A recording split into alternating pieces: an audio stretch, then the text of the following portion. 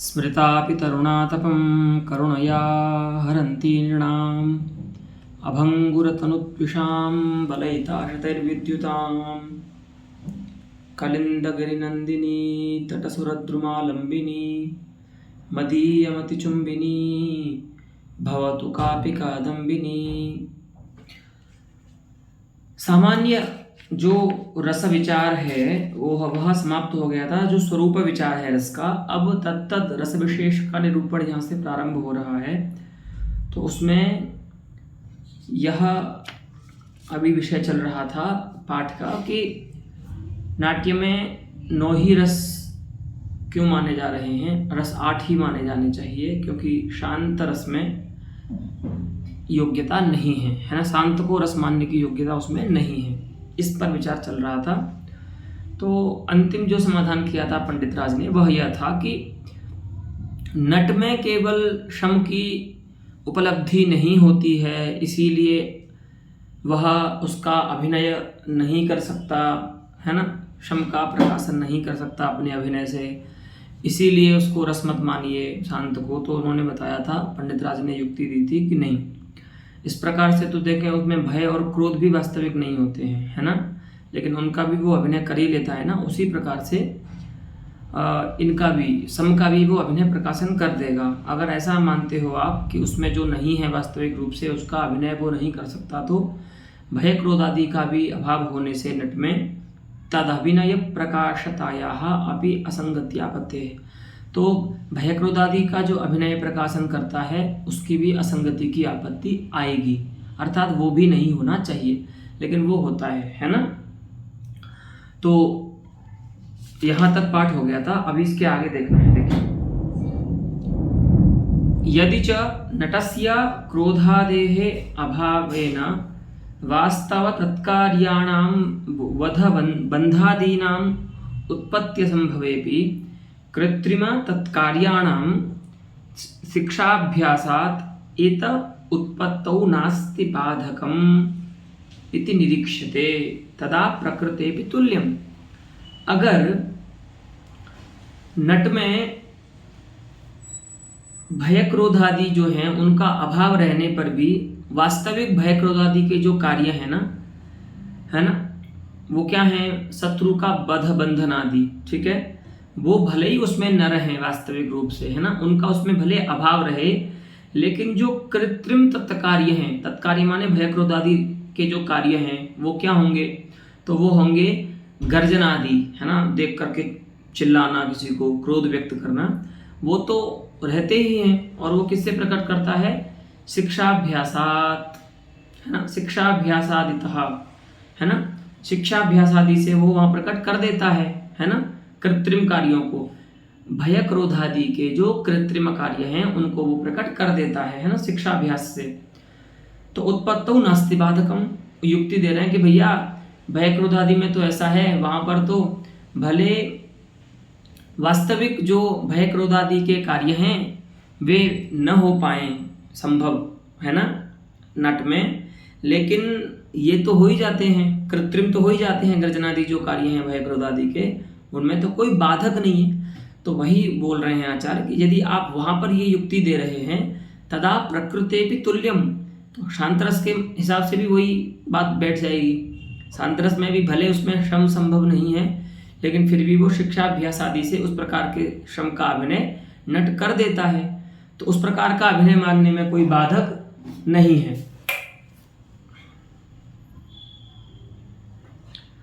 इस प्रकार से और समाधान करते हैं आचार्य।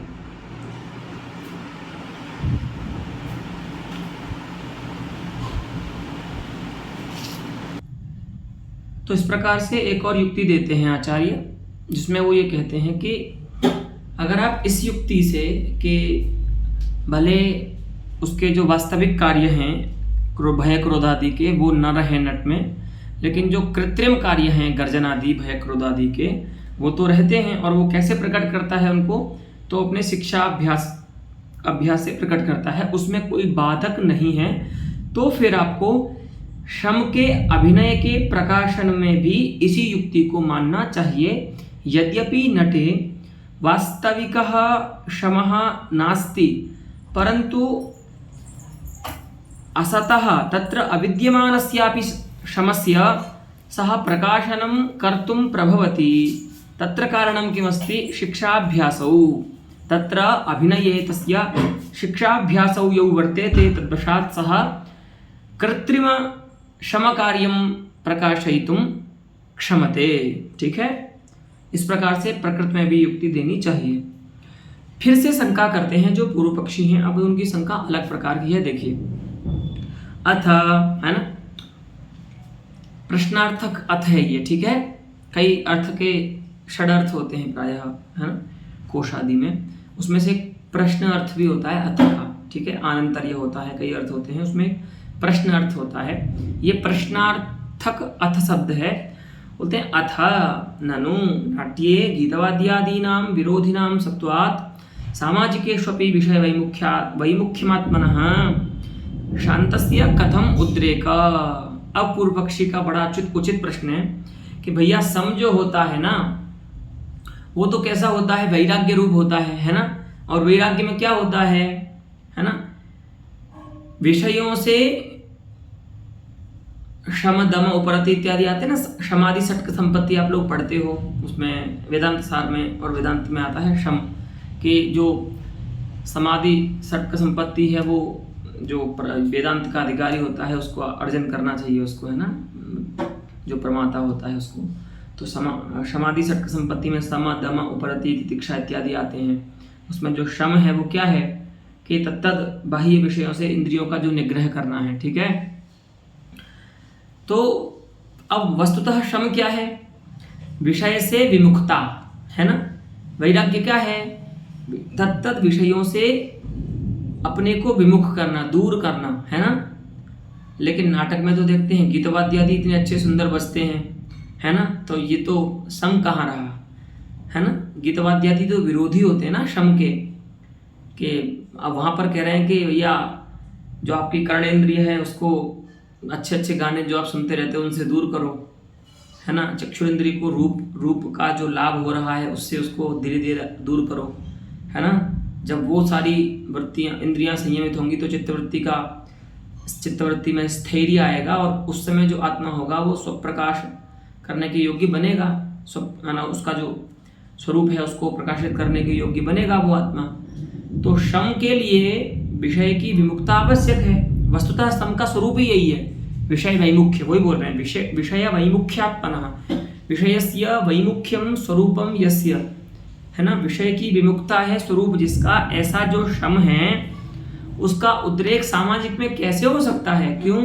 क्योंकि नाट्ये गीतवाद्यादीनां विरोधिनां सत्वात्, नाटक में तो वैराग्य के विरोधी जो तत्व है ना, बढ़िया डांस हो रहा है उसमें, है, नायिका नृत्य कर रही है, उसमें बढ़िया गीतवाद्यादि हैं, सब हो रहा है। तो ऐसे में जब वैराग्य के शम के इतने विरोधी बैठे हुए हैं गीतवाद्यादि, तो उन विरोधियों के रहने पर शम का उद्रेक सामाजिक में भी कैसे हो सकता है? नट में तो होगा ही नहीं, है ना, लेकिन सामाजिक में भी नहीं हो पाएगा क्योंकि शम के वैराग्य के विरोधी बैठे हुए हैं, है ना। वैराग्य तो वहाँ होता है जहाँ पर इस प्रकार के कोई विषय उपस्थित न हो, है ना, जिनमें मन जाए। तो इस प्रकार से पुनः शंकाम करोति पूर्वपक्षीय अस्ति। उसका समाधान इस प्रकार से दे रहे हैं आचार्य। नाट्ये शांतरसम अभ्युपगच्छद्भिः फलबलात् तद्गीतवाद्यादेः तस्मिन् विरोधितायाः अकल्पनात्। अत्र वस्तुतः द्वे समाधाने प्रयच्छति आचार्यः। एक पहला समाधान तो ये दे रहे हैं कि नाट्ये शांतरसम अभ्युपगच्छद्भिः स्वीकृतवद्भिः, है ना, जो नाट्य में शांतरस मानते हैं वे आचार्य कार्य के आग्रह से, कार्य के अनुरोध से नाट्यरस को, शांतरस को मानते हैं, ठीक है।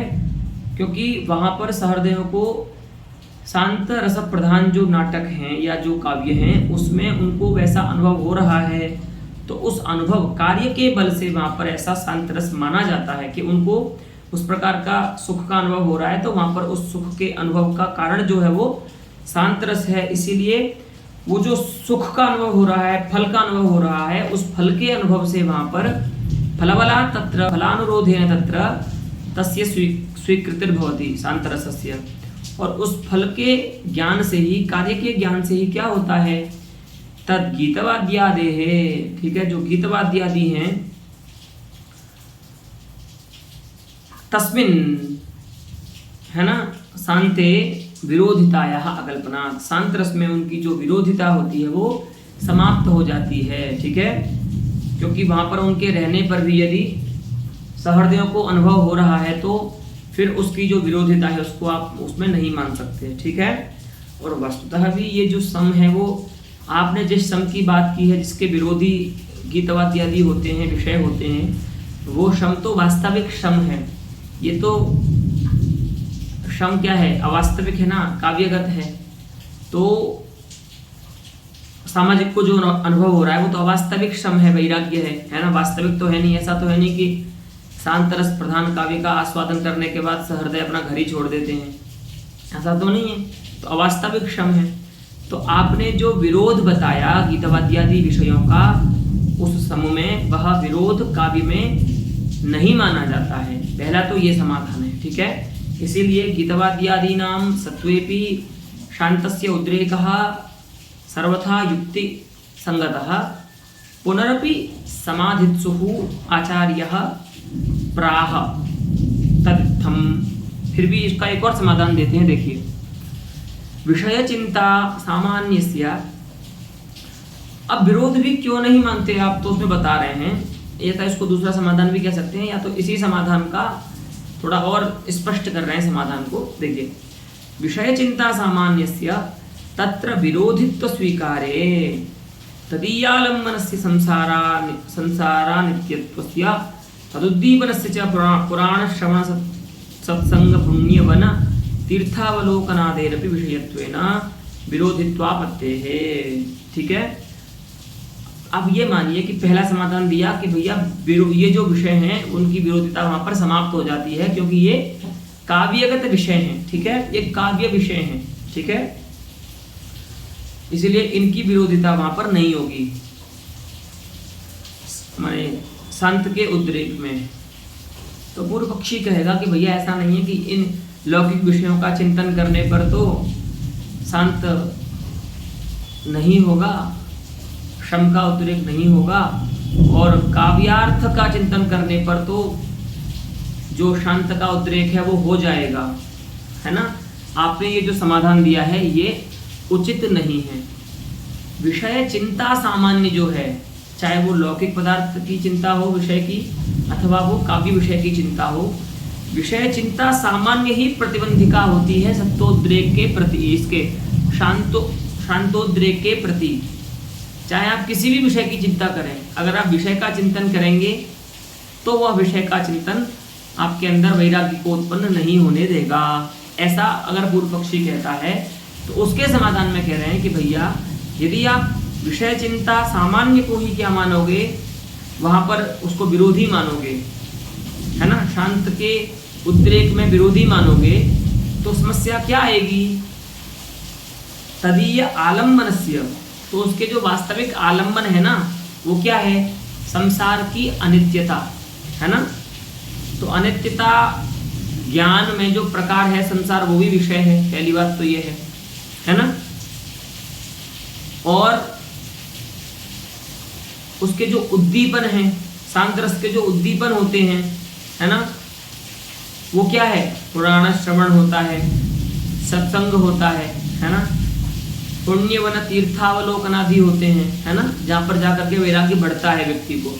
इवन लोक में भी आप देखिए वैराग्य जिन पदार्थों से होता है वो भी तो विषय हैं। तो अगर आप विषय सामान्य का चिंतन ही ऐसा मानोगे कि विषय सामान्य का चिंतन ही वैराग्य का प्रतिबंधक है, तब तो वैराग्य किसी को हो ही नहीं सकता संसार में। क्योंकि होता है ना, सूरदास जी को अपनी वो उनकी कथा आती है कि उनकी पत्नी ने उनको बोल दिया कि आप इतने हमारे मोह में आ सकते हैं कि आपको रज्जु में और सर्प में आप भेद ज्ञान नहीं कर पाए, तो उनको उनके वचन से वैराग्य हो गया। तो उनके वचन भी तो विषय ही हैं, उनकी पत्नी का जो वचन है वो भी तो विषय है। तो अगर आप किसी भी विषय के चिंतन को वैराग्य के प्रति प्रतिबंधक मानोगे तो फिर तो शांत की उत्पत्ति कहीं हो ही नहीं पाएगी, है ना। क्योंकि तो इसलिए ऐसा मानिए कि जो अनुकूल विषय होता है ना वैराग्य के, है ना, उस वैराग्य के अनुकूल विषय का चिंतन वैराग्य के प्रति प्रतिबंधक नहीं होता। जो वैराग्य के प्रतिकूल विषय हैं उन विषयों का जो चिंतन होता है वो चिंतन जो है वो वैराग्य का प्रतिबंध करता है, ठीक है। अब जैसे देखिए गुरुपदेश जो है ना, उनसे वैराग्य होता है, भगवत भजन है ना, भगवान के विग्रह का दर्शन है ना, भागवत जी का श्रवण है, ये भी तो एक तरह से विषय ही हैं। गुरु के जो उपदेश हैं वो शब्द रूप विषय हैं, है कि नहीं। गुरु जी भजन गा रहे हैं मान लीजिए, जिनसे वैराग्य हो रहा है ना, तो वो भी क्या है, विषय ही है। लेकिन उनसे वैराग्य तो होता है ना।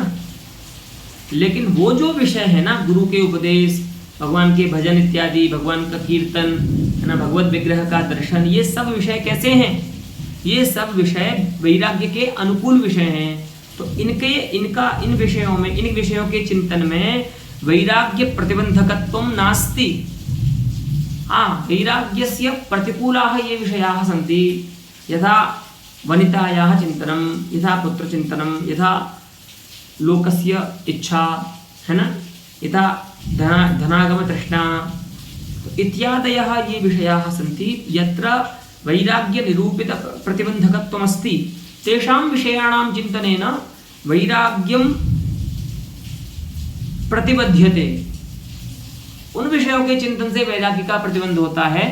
किसी भी विषय के चिंतन से वैराग्य का प्रतिबंध हो जाएगा सो बात नहीं है। तो काव्य में भी जब किसी शांत रस प्रधान काव्य का आस्वादन आप करते हो, उस समय जब आपको सामाजिक को शांत का उद्रेक होता है तो वे सब जो विषय हैं वे शांत रस के वैराग्य के अनुकूल विषय हैं। इसलिए उनकी चिंता जो होती है, उन विषयों की जो चिंता होती है वो वैराग्य का प्रतिबंध नहीं करती। वो चिंता जो है वह वैराग्य की विरोधिनी नहीं है। इत्थमत्र आचार्यः समाहितवान, है ना तो समाधितवान, है ना। अब देखिए, अगर आप विषय सामान्य की चिंता को ही वैराग्य का प्रतिबंधक मानेंगे, तब तो जो लोक में भी जो वैराग्य जिनसे होता है उन विषयों के चिंतन में भी विरोधित्व आ जाएगा। फिर तो उनके दर्शन से भी, उनके चिंतन से भी वैराग्य नहीं होना चाहिए, लेकिन होता है।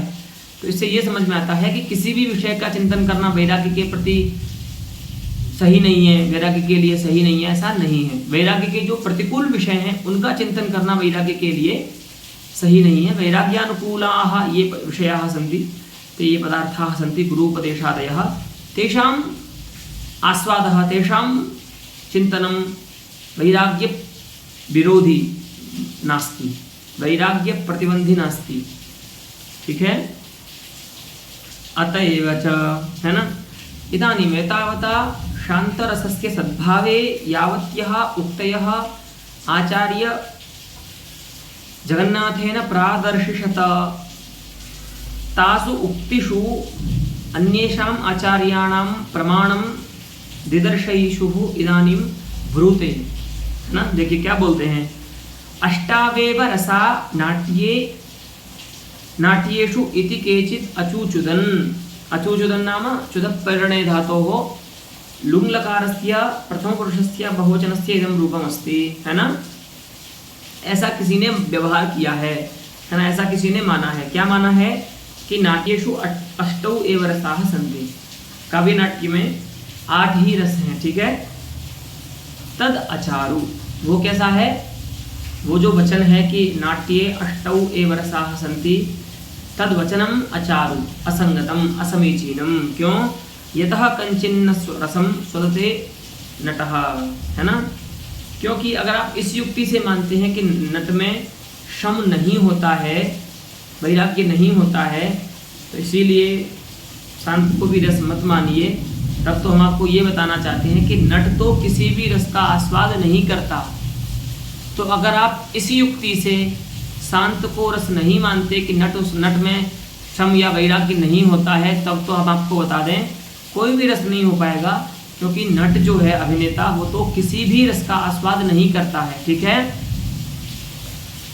तो एतदस्ति संगीतरत्नाकरे लिखितमस्ति। संगीतरत्नाकरः एकः ग्रन्थः अस्ति, यत्र संगीतप्रमेयाणि विशिष्य प्रतिपादितानि सन्ति। तस्मिन् ग्रन्थे संगीतप्रमेयाभिधायके अयं श्लोकः अन्तिमे अध्याये अस्ति, यत्र नाट्ये नवरसानां सिद्धिम् आचार्यः अबोधयत्। ठीक है, इत्यादिना नाट्येपि शांतो रसोस्तीति व्यवस्थापितम। तो इस प्रकार से केवल हमारी ही ये मति नहीं है, अन्य जो आचार्य हैं हमसे पहले जो हुए हैं वे भी ऐसा मानते हैं कि नाट्य में जो रस की संख्या है वो 9 है। ठीक है,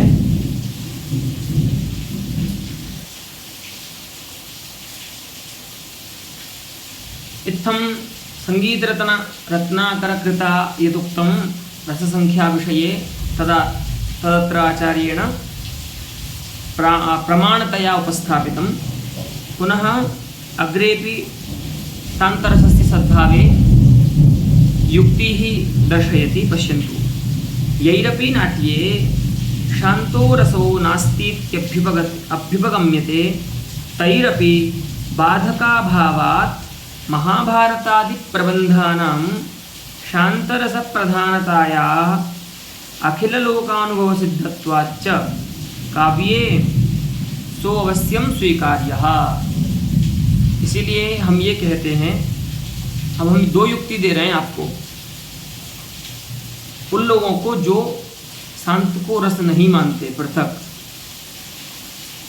यैरपि नाट्ये शांतः रसः नास्ति इति अभ्युपगम्यते इति स्वीक्रियते कि नाटक में या काव्य में शांत रस नहीं होता है, उनको भी सह अवश्यम स्वीकार्यः, उसको अवश्य मानना पड़ेगा, है ना, मानना चाहिए। क्यों मानना चाहिए? तो उसमें 2 हेतु दे रहे हैं। क्यों? क्योंकि बाधका भावात्, पहला तो हेतु है कि हमने आपको जो अभी तक युक्ति दी है उसमें कोई बाधक नहीं है। ठीक है, शांतरसस्य सत्तायां काव्ये किमपि बाधकम् एतावता भवद्भिः न दर्शयितुं शक्यं, है ना। अस्माभिः याः युक्तयः प्रदर्शिताः तास्वपि किंचित बाधकं भवन्मते नास्ति। पहले हेतु तो ये है आपको शांतरस की स्वीकृति में कि कोई बाधक नहीं है। ठीक है, तो बाधक नहीं होने पर भी उसके सद्भाव में कोई प्रमाण होना चाहिए। तो बता रहे हैं, देखिए, महाभारत आदि प्रबंधानाम, है ना, नास्ति इत्यत्र किमपि बाधकम नास्ति, नहीं है, यहाँ पर कोई बाधक नहीं है, लेकिन है ऐसी भी तो प्रतीति किसी को होनी चाहिए ना। अस्ति इत्यत्र किमपि प्रतीत्यादि प्रमाणं स्यादेव, है ना। यथा नास्ति इत्यत्र किमपि प्रमाणं नास्ति, तथैव अस्ति इत्यत्र किमपि प्रमाणं स्यात्। तो उभयविधं प्रमाणं दर्शयत्याचार्यः कि नास्ति इत्यत्र किमपि प्रमाणं नास्ति, अत्र बाधकं किमपि नास्ति, पुनः अस्ति इत्यत्र किमपि अस्ति प्रमाण जातं, तदहम् अत्र दर्शयामि। ठीक है, वो क्या है? तो महाभारतादि प्रबंधानां, महाभारतादि जो प्रबंध हैं, काव्य हैं, यथा भवन्तः जानन्ति महाभारतं शान्तरसप्रधानं महाकाव्यं काव्यशास्त्रे स्वीकृतमस्ति सर्वैः, है ना। तो उस महाभारतादि जो शांतरस प्रधान प्रबंध हैं, उनके शांतरस प्रधान होने से अखिल लोकानुभव सिद्धत्वाच्च, और उनकी जो शांतरस प्रधानता है उसमें सकलानुभव जो हैं, ये सकल सहृदयानुभव जो है उनका अनुभव प्रमाण है। ठीक है, सहृदयानां यह अनुभवः अस्ति सः अनुभवः महाभारतादि प्रबंधानां शांतरस प्राधान्ये प्रमाणमस्ति। अतः केवलं भवानेव आत्मानं सहृदयं मत्वा तथा मनुते यत् महाभारतं शान्तरसप्रधानं काव्यमस्ति इति नास्ति तत्र भूयांसः सहृदयाः सन्ति ये खलु महाभारतस्य शान्तरसप्राधान्यम् आमनन्ति। ठीक है, काव्ये सः शांतो रसः अवश्यं स्वीकार्यः। केवल नहीं प्रतिज्ञा मात्रेण अर्थ सिद्धि, केवल बोलने से ऐसा अभाव सिद्ध नहीं हो जाएगा नाटक में। हमने जो युक्ति दी है या तो उन युक्तियों का कोई बाधक बताइए आप। और दूसरी बात यह है कि महाभारत आदि जो प्रबंध हैं उनमें शांत रस जो है वो प्रधान रूप से प्रतीत होता है, ऐसा सभी सहृदयों का अनुभव भी है। ठीक है, अखिल लोकानुभव सिद्धत्वात्, है ना। ऐसा नहीं कि केवल हमको अनुभव होता है या किसी व्यक्ति विशेष को अनुभव होता है, अखिल लोकानुभव सिद्धत्वात्, है ना। क्योंकि यत्किंचित अनुभव पर तो अनुभव में तो अप्रामाण्य भी आ सकता है ना। लेकिन जहाँ पर क्योंकि वो प्रतीति भ्रमात्मिका भी तो हो सकती है, लेकिन जब अधिक लोगों का अनुभव होता है किसी प्रकार का तो वह अनुभव प्रमाण होता है। ठीक है, इसीलिए बोल रहे हैं अखिलत्व को विशेषण दे रहे हैं यहाँ पर लोक में। ठीक है, अखिल लोकानुभव सिद्धत्वात्, सभी जो सहृदय लोक हैं उनका अनुभव है कि शांतरस प्रधान है महाभारत। ठीक है, इसीलिए आप जो नहीं मानते उनको भी अवश्य मानना चाहिए। ठीक है, अतएव इदानीं संगीतरत्नाकरकृतः वचः प्रमाणत्वेन व्यवस्थाप्य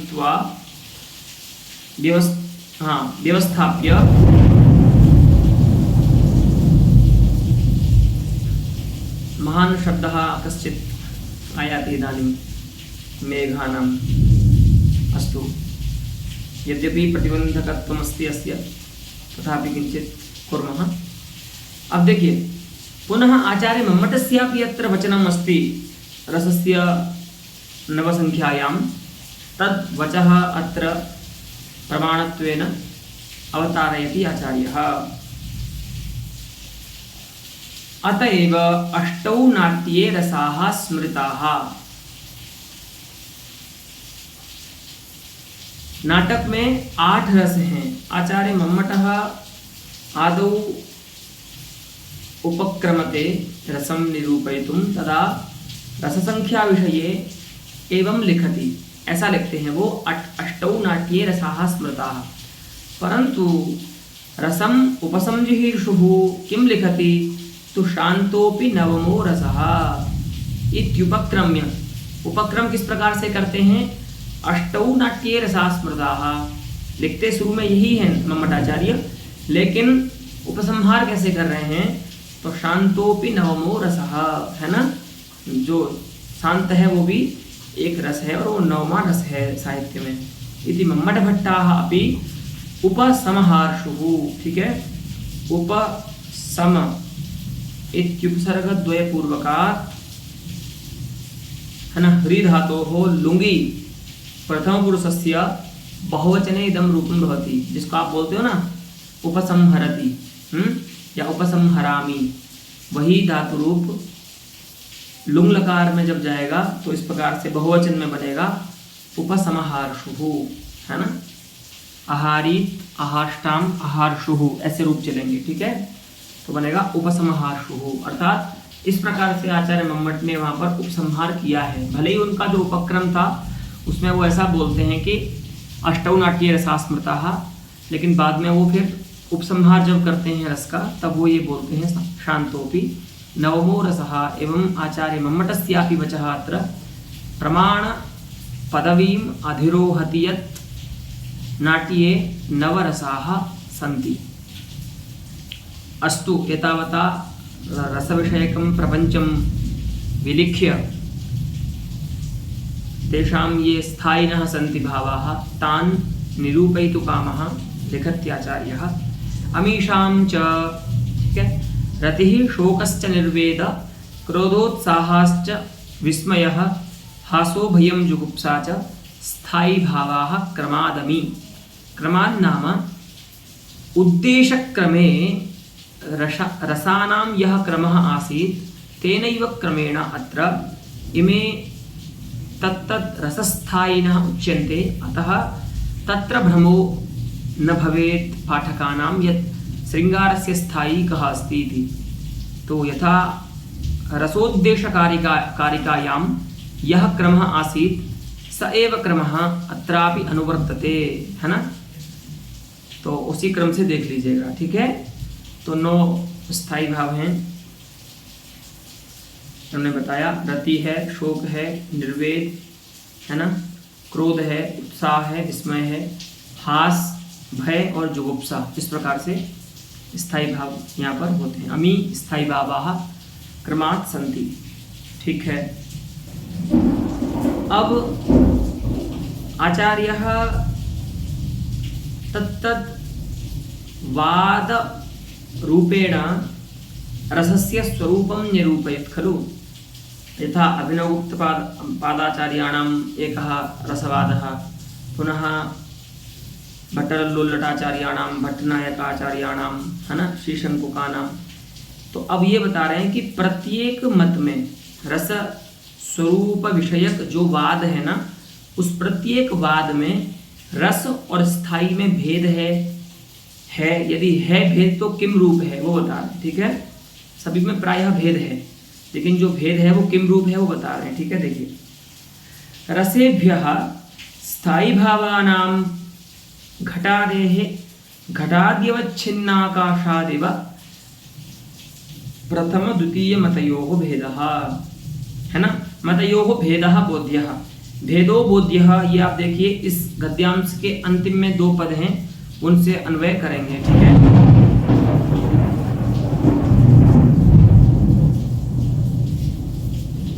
नारायण। तो चलिए इसको पढ़ करके ही समाप्त कर रहे हैं बस, कि प्रथम जो आचार्य अभिनव गुप्त का मत है और द्वितीय मत जो आचार्य भट्टनायक का था, उस क्रम में उन दोनों मतों में स्थायी और रस के मध्य में क्या भेद है बता रहे हैं। रसेभ्यः रसों से स्थायी भावों का जो भेद है वो किस प्रकार से है। जैसे घटादेः घटाद्यवच्छिन्न आकाशात्, है ना। देखिए, वस्तुतः जो आकाश पदार्थ है वो द्रव्य रूप है और वो व्यापक पदार्थ है, ठीक है, विभू है, नित्य है ना। और घटादि जो पदार्थ हैं वो अनित्य हैं और तदपेक्षा व्याप्य पदार्थ हैं, ठीक है, आकाश आदि जो हैं, क्योंकि वो तो व्यापक पदार्थ है। तो अनित्य पदार्थ जो होंगे वो अनित्य पदार्थ जो होंगे वो व्याप्य होंगे, है ना। तो यद्यपि ऐसा नियम है, लेकिन फिर भी हम क्या बोलते हैं, औपाधिक व्यवहार क्या होता है, इदम घटाकाशम, इदम पटाकाशम, है ना। तो अब भैया ऐसा कैसे बोल दिया आपने, घट की उपाधि कैसे बना दिया उसको आपने, घटावच्छिन्न कैसे कर दिया। तो वही बोलते हैं कि उपाधि बन जाता है वो घटादि की, है ना, व्यवहार में। वस्तुतः वो व्यापक होता है। उसी प्रकार से जो रस है वह चैतन्य रूप होता है, इसीलिए वह व्यापक है, आत्म रूप में वह व्यापक है, लेकिन वह व्याप्य जो रत्यादि हैं उनकी उपाधि बन जाता है, उसका विशेषण बन जाता है ना। भग्नावर्णाचित विशिष्ट रत्यादि बोला था ना, तो उसका उपाधि बनने के बाद प्रतीत होता है। तो जैसे घट और घटाद्यवच्छिन्न आकाश जो है उनमें जैसे भेद है, उसी प्रकार से रत्यादि और रस में भेद है। तो जो रत्यादि है ना वो घट प्रतीक हैं, है ना, घट के समान हैं, जो व्याप्य हैं, और रस जो है, चैतन्य जो है वो आकाश के समान व्यापक है। तो व्यापक होने पर भी जैसे आकाश घटादि में उपाधि बन जाता है, उसी प्रकार से व्यापक होने पर भी जो चैतन्य हैं वो रत्यादि जो हैं, स्थायी भाव जो हैं चित्तवृत्ति रूप, उनका विशेषण या उपाधि बन जाता है, ठीक है। तो पहले जो 2 मत हैं उनमें इस प्रकार से भेद कर सकते हैं हम रत्यादियों का रसों के साथ, ठीक है। अच्छा, अब तृतीय जो सिद्धांत है, एवं अत्रैव अद्यतनपाठः समाप्तो भवति। यद्यपि समयः अस्ति पाठयितुं विषयोऽपि अस्ति, परन्तु अद्य प्रातिकूल्यमस्ति किञ्चित् बहिः, अतः पाठस्य अत्रैव समाप्तिर्जायते। इत एव रसेभ्यः स्थायीभावानां यः भेदः अस्ति अमुमेव विषयम् आदाय आगामी पाठः प्रवर्तिष्यते।